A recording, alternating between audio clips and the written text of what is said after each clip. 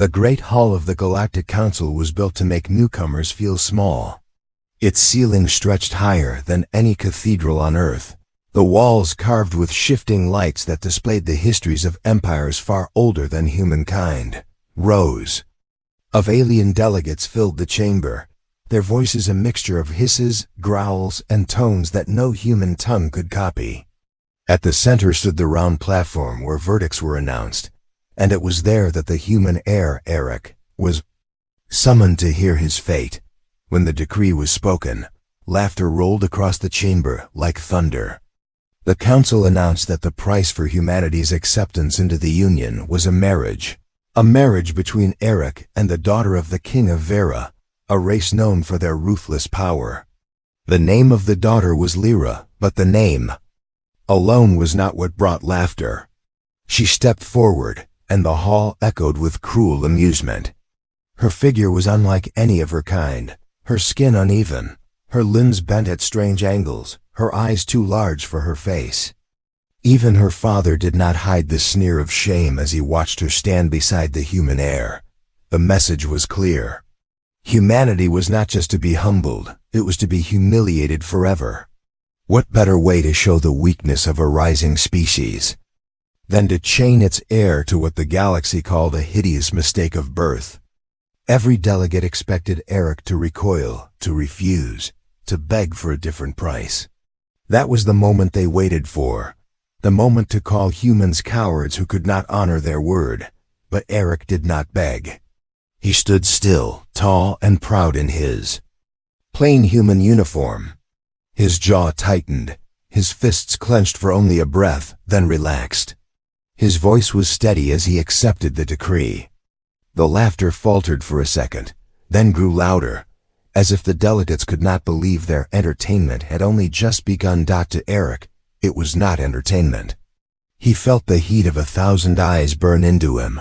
He felt the weight of humiliation pressing down, but somewhere beneath that weight was something else, a cold fire of determination. He had been taught since childhood that humans were seen as weak, untested, latecomers to a galaxy that had measured itself in millennia. He had been warned that the Council would never give humanity respect freely. And now he realized they had handed him a test that could break him or reshape him. Lyra stood silent at his side. Her large dark eyes lowered as if she expected another insult, another rejection. She did not look at him until the guards escorted them both out of the chamber. Even then she barely lifted her head. Eric walked beside her through the endless corridors of crystal and steel, the sound of laughter still echoing in his mind. When they reached the quieter halls beyond the chamber, he leaned closer to her, his voice low enough that no watching ear could hear. "They think this will destroy us," he whispered, "but maybe this is the start of something they will regret." For the first time, her eyes met his. She had been ready for hatred, ready for disgust, ready for the same rejection she had lived with since she was born. Instead, she saw something strange in his gaze. It was not pity, and it was not fear. It was resolve. She had never seen resolve aimed at her before, not like this. Her breath caught, but before she could answer, he straightened and continued walking as though nothing had been said. The news spread through the galaxy like wildfire. Reports mocked the humans for bowing to humiliation. Eric's image was replayed again and again, the human heir standing beside the alien daughter that many called monstrous. Whole star systems laughed at the strange new bond. Even on Earth, people struggled to understand. Some were ashamed, believing their heir had accepted humiliation too easily. Others whispered perhaps he had a hidden plan, though no one could guess what that plan might be. As their vessel carried them away from the Council's world, Eric looked out at the sea of stars. He thought of Earth, of the long history of his people. Humans had always been underestimated. They were called fragile, reckless, violent, emotional. Yet those very traits had allowed them to rise again and again.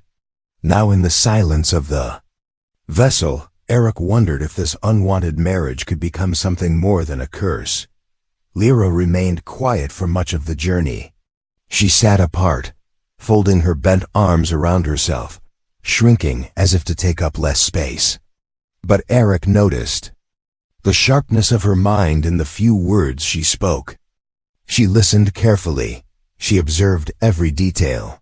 And when she finally broke her silence, it was not with despair, but with a question. "Why did you not laugh with them?" she asked softly. "Why did you not reject me like the others would?" Eric turned to her, and though his face was calm, his voice carried weight. "Because I know what they want.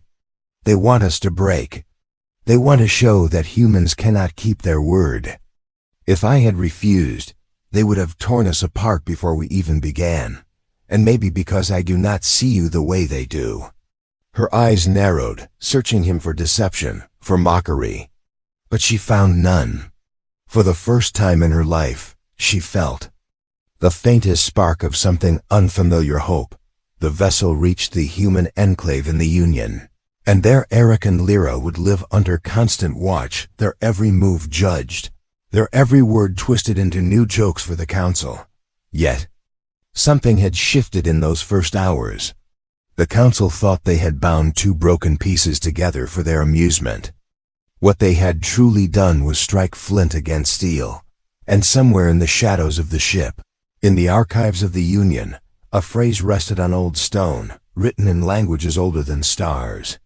A phrase that had been forgotten by most, but not by all. The union of the despised will bring the fall of empires. Life inside the human enclave was not freedom. It was a cage dressed in steel and glass. The halls were narrow, and the walls were lined with silent machines that recorded every step, every word, every gesture. Eric knew the Council wanted him and Lyra to live like actors on a stage, every moment inspected and every rumor twisted into another laugh for the delegates. Yet he refused to play their game. He carried himself with quiet strength, greeting his guards without fear, speaking in a voice that showed no weakness. Lyra walked in his shadow, moving carefully as if she expected a hand to strike her at any moment. For years she had lived under the eyes of her father's court, where whispers followed her, where even servants looked at her with disgust. The Council thought she would be a weight around the human heir's neck, a curse to drag him into shame. But Eric did not treat her like a curse. He spoke to her as though her thoughts mattered, and when others mocked, he did not join them. At first, she struggled to believe it. She had never been shown kindness without hidden poison. But slowly she began to speak more, to share fragments of herself in the silence of their quarters. One evening, as stars glimmered beyond the wide window, she confessed what it had meant to grow up, despised by her own blood. Her father, the king of Vera, had never touched her hand, never spoken her name with pride. She had been hidden away, brought forth only when needed as an object of shame. Eric listened without interruption. His eyes did not flicker with pity, only with understanding, as if he too knew the weight of being judged before one could even prove oneself. When she finished, there was no speech of comfort, only a single sentence that cut through the silence. "They made you believe you are broken, but I see someone they fear." Her chest tightened at the words. No one had ever spoken to her like that. She had thought her twisted body was a mark of weakness, yet he said it could be something more. For the first time she dared to meet his gaze without lowering her head. Days turned into weeks, and in that time Eric discovered there was more to Lyra than shame. She possessed a gift her people had tried to bury, a gift that terrified them because it could not be controlled. She could sense the thoughts of others, not like reading words from a page, but like feeling the weight of their emotions, the heat of their intentions. At first she revealed this in whispers, afraid he would recoil as all others had. But Eric did not recoil. He leaned closer, asking her to show him. When she placed her hand upon his, he felt a warmth enter his mind, a strange vibration that was not his own.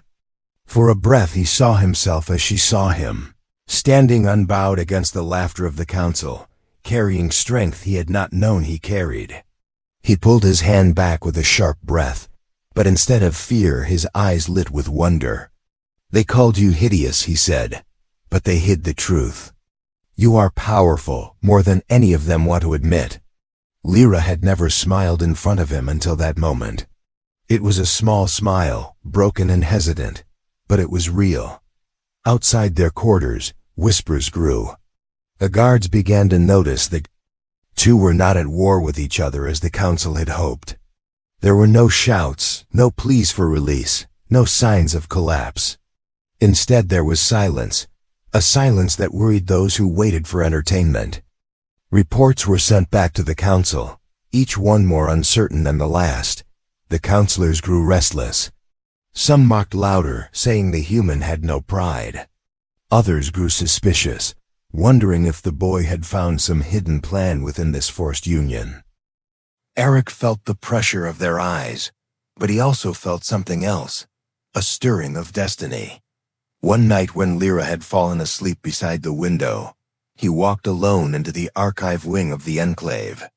The archives were filled with old texts, gathered from across the galaxy, forgotten fragments of races long gone. The humans were allowed little access, but Eric had been granted small privileges as heir. There, among the dusty records, he found a phrase carved into stone.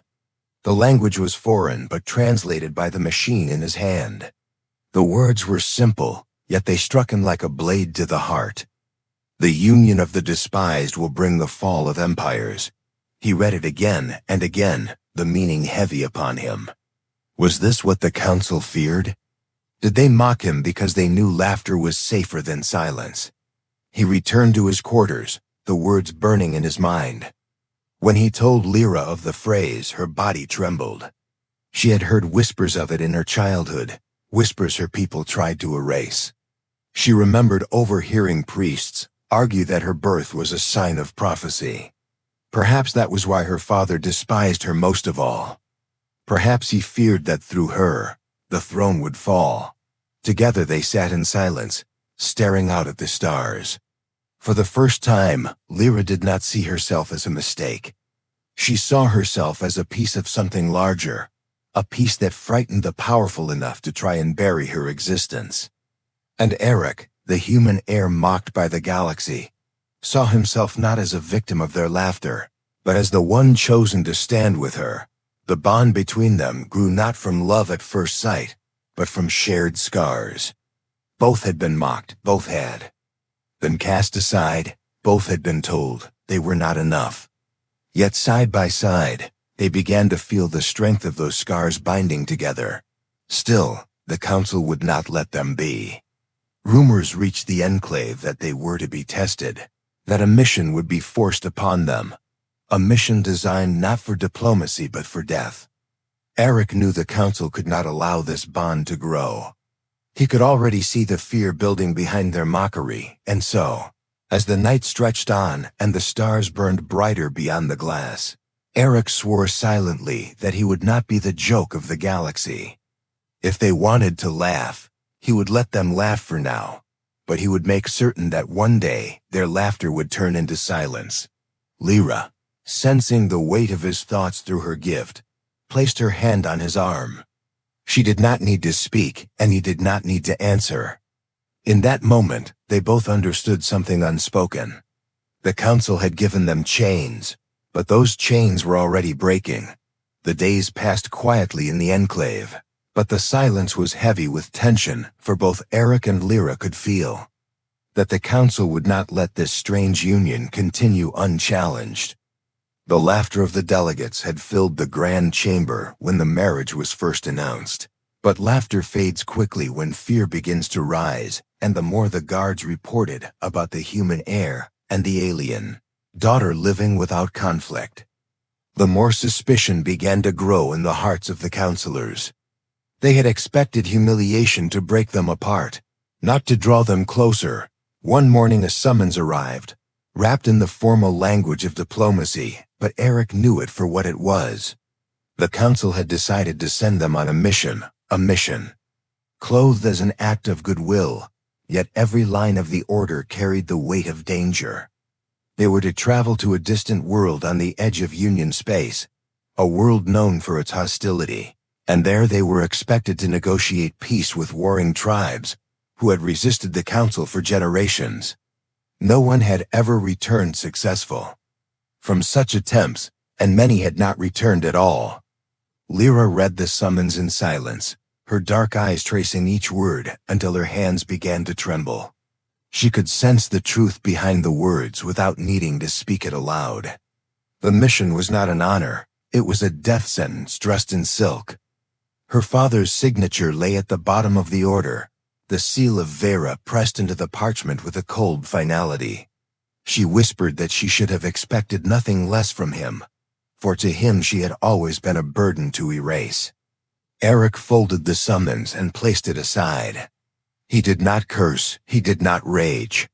His voice was calm, though every muscle in his body was tense with fire. He told Lyra that if this was a trap, then they would spring it on their own terms, and if this was a death sentence, then they would turn it into a chance to prove the galaxy wrong. She looked at him with disbelief, but also with something new stirring inside her, something that felt like courage borrowed from his resolve. The vessel assigned to them was small, a diplomatic craft with little armor and only a token guard. It was perfect for an ambush, and Eric knew it. He studied the faces of the crew, searching for signs of loyalty, but most were strangers chosen by the council. As the ship left the enclave and drifted into the endless dark of space, Lyra stayed. Near him, her gift brushing against the minds around them. She whispered that some of the crew carried fear too sharp to be natural, fear that tasted of hidden intent. The attack came sooner than either expected. As the vessel passed through a quiet stretch of stars, 3 shadow ships emerged from the void. They carried no banners, no insignia, but their movements were too precise to be pirates. Eric knew in his heart they were no random raiders but assassins sent with purpose, their orders written long before the vessel left port. The crew panicked, scrambling to raise shields that were far too weak, but the shadow ships closed in with cruel efficiency. In the chaos, Lyra felt the sharp sting of minds intent on murder. She gripped Eric's hand, her eyes glowing faintly as she reached deep into the power she had long tried to hide. The first wave of fire struck the vessel, shaking it violently. But before the second could come, Lyra unleashed her gift. It poured out of her like a storm of thought, striking the minds of the enemy. Pilots froze at their controls, gunners clutched their heads in agony, and the shadow ships faltered in their attack. Eric had never seen such power. For a moment he could only stare as the alien daughter who had been mocked as Hideous revealed herself, as a force capable of turning fleets into silence. Her body shook with the strain, her breath coming in harsh gasps, but she held the storm until the shadow ships veered away, broken and defeated. When it was over, the crew stared in shock. None had expected the strange bride of the human heir to wield such strength. Some looked at her with awe, others with fear, but Eric looked at her with pride. He told her she had saved them all, that the galaxy would never again laugh so easily once her gift was known. Yet Lyra lowered her head, whispering that this was the very reason her father hated her. He had always feared her power, had always called her cursed, and now she understood why the council had chosen this mission. They had hoped the ambush would succeed, that she and Eric would vanish into the void, and their deaths would be dismissed as an unfortunate accident. Eric clenched his fists, the fire in his chest burning brighter than ever. He saw clearly now that the marriage had never been about humiliation alone. It had been a carefully laid trap, a way to rid both humanity and the King of Vera of problems they wished to erase. But the trap had failed, and in failing it had given them a weapon they never expected. That night, as the vessel limped onward, Eric and Lyra stood together at the viewport. The stars stretched endless before them, cold and indifferent, but in that cold, they found warmth in each other's presence. Eric told her that the council believed they had sealed humanity's fate, but instead they had opened the door to something far greater. He swore to her that they would not run, that they would not hide, but that they would rise together until the galaxy was forced to see them not as objects of laughter, but as leaders of a new dawn. Lyra listened, her gift brushing gently against his mind, and she felt the truth of his vow. For the first time in her life, she allowed herself to believe in a future not shaped by shame, but by strength. She placed her hand in his, her voice steady as she answered that if he was willing to fight, then so was she. And so the council's trap had been set, but the jaws had closed on nothing. What was meant to kill had instead awakened something neither human nor alien had expected. A bond forged in mockery was now hardened in fire, and in the silence of Space 2 outcasts began to dream not of survival alone, but of victory. The small vessel limped through space for many days after the ambush, its hull scarred and its crew shaken. Yet within that broken shell, a fire had been lit that no amount of fear could put out. Eric walked the corridors each day with steady steps, checking on the wounded, speaking with the frightened crew, showing them not despair but determination. He had grown up with the burden of being heir to a people mocked as weak, but in that burden, he had found a strength that refused to bend. Now with Lyra at his side, that strength began to spread to others. The crew had at first looked at Lyra with suspicion, whispering about the storm of power she had unleashed during the attack, some calling it unnatural, others calling it dangerous. But Eric silenced their fear with calm words, and with his own unshaken trust in her.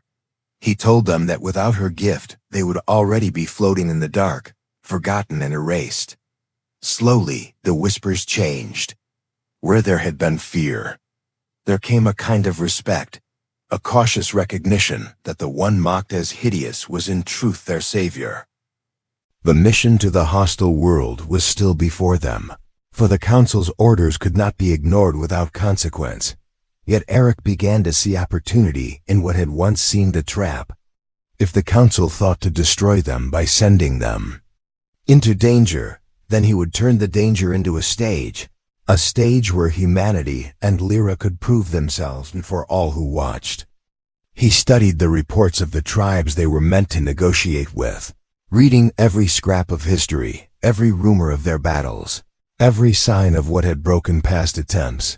Lyra sat with him during those long hours, her eyes glowing softly, as she reached with her gift into the memories of those who had survived encounters with the tribes. Through their fear she found truths that words alone would not reveal. She told Eric that the tribes were not mindless savages as the Council claimed, but people who had been betrayed again and again by false promises. They did not hate peace, they hated lies.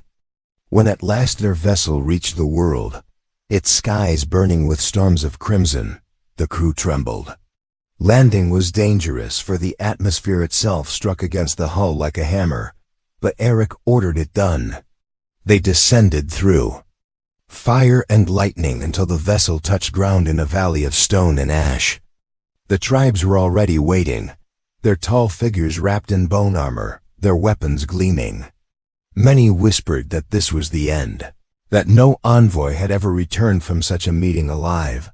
Eric did not carry weapons when he stepped out, nor did Lyra. Together they walked into the circle of warriors, their heads held high. The chief of the tribes, a towering figure with eyes like burning coal, demanded to know why they had come, demanded to know what lies the Council had sent them to speak. The air was heavy with threat, yet Eric did not tremble. He spoke not as a servant of the Council, but as a man who knew betrayal. He told them the truth, that the Council had sent him and Lyra here to die, that their marriage itself had been nothing more than a joke to amuse the powerful. The warriors shifted uneasily, for in his voice they heard no deception. Lyra stepped forward then, her gift reaching into the minds before her. She showed them fragments of memory, the laughter of the Council, the cruelty of her father, the ambush that had nearly ended them. She did not beg for trust. She simply revealed the truth, raw and unpolished, and let them decide. For a long moment there was silence, broken only by the sound of the storm above. Then the chief lowered his weapon. He said they were fools too. Come here, but brave fools, and he said bravery was a language his people respected. He told them the council had lied to the tribes for centuries, promising peace while sending assassins, promising trade while stealing resources, promising respect while offering only chains. If Eric and Lyra were willing to stand against the council, then the tribes would stand with them. It was the first time since their union that someone had offered them allegiance. Eric felt the weight of it like a spark catching dry wood. They had come expecting death, yet they left with allies. When their vessel rose again into the storm, it carried not only crew and passengers, but also a promise of something greater. News of what had happened spread faster than the council expected. Whispers carried across systems that the human heir and the alien daughter had not died, but had won the loyalty of the most defiant tribes. Other outcasts began to listen. Smugglers, deserters, slaves, and wanderers who had long suffered under the heel of the great powers began to see Eric and Lyra as more than victims. They became a symbol, a spark of defiance that called to all who had been silenced. One by one, small ships began to seek them out.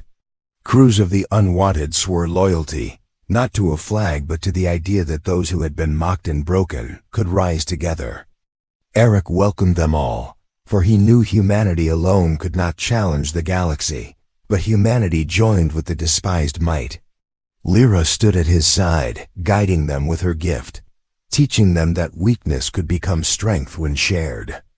Together, they captured their first council patrol ship, a vessel sent to watch their movements. The crew surrendered quickly, not out of fear, but because they too were tired of serving masters who cared nothing for them. With that ship in their hands, Eric sent a message across the stars. His voice carried through every channel the council could not block, clear and unshaken. He said the council had laughed at him and his people. They had tried to erase him and his bride. But now he stood not as their joke, but as their challenge. He said they would no longer bow, that the outcasts of the galaxy would rise, and that the council would be forced to see what it had tried to bury. The message echoed far and wide. On distant worlds, slaves looked up from their chains and felt the first taste of hope. On broken stations, smugglers and thieves raised their cups in defiance.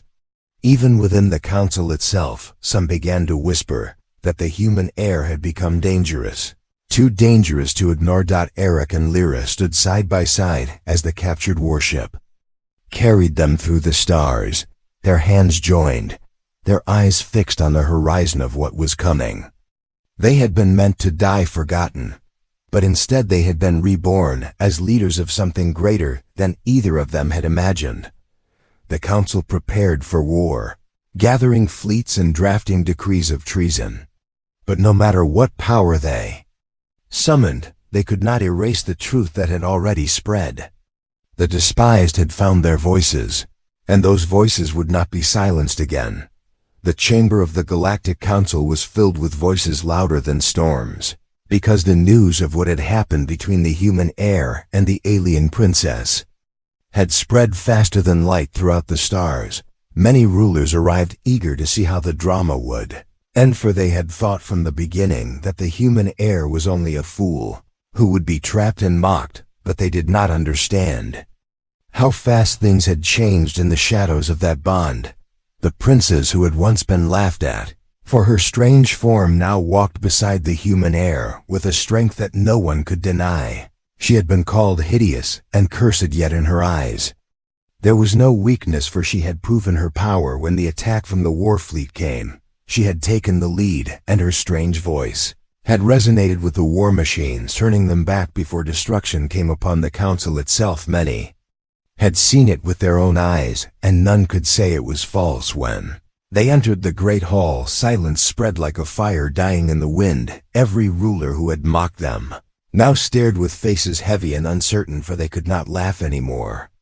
The human heir held his head high, his armor bright under the blue lights, and the princess walked close, her steps steady, her strange body shimmering like dark crystal. Speaker of the council stood and asked them to speak. What was the meaning of their union? What was the value of it for the stars, the human? Heir spoke with a voice that carried through the endless chamber. He said, once you laughed because you thought I was forced into chains. You believed I had no choice. But I tell you, now that no chain can make the heart bow, what began as a forced path has become the road of fire that burned fear away. We stand not as prisoners of fate, but as rulers of it together. She is not a curse. She is the key to survival, and the stars will remember this day when you mocked and we answered with power. The rulers shifted in their seats, many uneasy, for they could not deny the truth of what he said. The princess then lifted her voice, strange and deep, yet filled with light. She said, I was hidden all my life. I was told I was only a shadow that no one wanted. But he saw what you would not. He stood by me when the fire came, and I gave him my gift, the power of my blood that links to the old machines. We will not bow. We will not crawl for your laughter anymore. Today you will see the truth, or you will fall suddenly. A loud sound filled the hall, as if thunder had entered from the void, and the screens above lit up, showing fleets outside waiting. One of the rival rulers had called reinforcements, hoping to strike in the middle of the gathering and end both the human heir and the princess, so the old ways of power would remain. But the human heir did not tremble. He took her hand, and together they walked to the center, where the control stones of the hall glowed. With her strange touch, the princess reached into the network of machines, her voice flowing like dark water into the ancient codes. The ships that waited outside began to shift their formation. They turned not toward the council, but toward the traitor who had summoned them. The great hall shook with cries of fear as the fleets fired upon their own master, and in moments the treachery was ended. Rulers could not speak, for what they saw was beyond anything they had ever dreamed. The princess, once mocked, now commanded machines that even the oldest empires could not touch, and the human heir stood at her side, unbroken. Together they were more than a forced marriage. They were a storm that no one could resist. When silence finally returned, the speaker of the council bowed his head and said, the laughter has ended. What began as a jest has become the shield of us all. Let it be known across the stars that the human heir and the princess are now the crown of unity. None may stand against them without standing against the whole. The chamber filled with a slow sound of voices, not in mockery, but in respect. The rulers bowed one by one, for they understood that power had shifted, and the age of cruel laughter was gone. The human heir looked at the princess, and he saw not a cage, but a freedom deeper than any he had known. He thought of the moment he had first seen her, when he believed he was walking into chains, and he almost smiled at the memory, because now he knew that the chains had only been in his mind. What was forced had turned into choice. What was cursed had turned into salvation. They walked out of the hall together, their steps echoing as the stars above burned in silence. For the galaxy had seen a new bond, a union born from shame, but turned into strength, and no voice would laugh again. For the story of the human heir and the princess would be told for generations as the moment when the council learned to fear the heart of humanity and the hidden power of those they had once mocked in the ships that carried them back to their world. The human heir finally spoke softly to her. He said, they thought I was broken, but you made me whole. She looked at him, her strange crystal eyes shining, and answered, I was always in the dark until you came. Now the stars will never see me as a shadow again. And so the story ended, not with chains, but with crowns, not with laughter, but with silence heavy with respect. For the galaxy had learned that the human spirit, when joined with the power of the outcast, could turn mockery into thunder and shame into victory. And from that day onward, the bond between the human heir and the princess stood as a fire that no storm could put out. The end.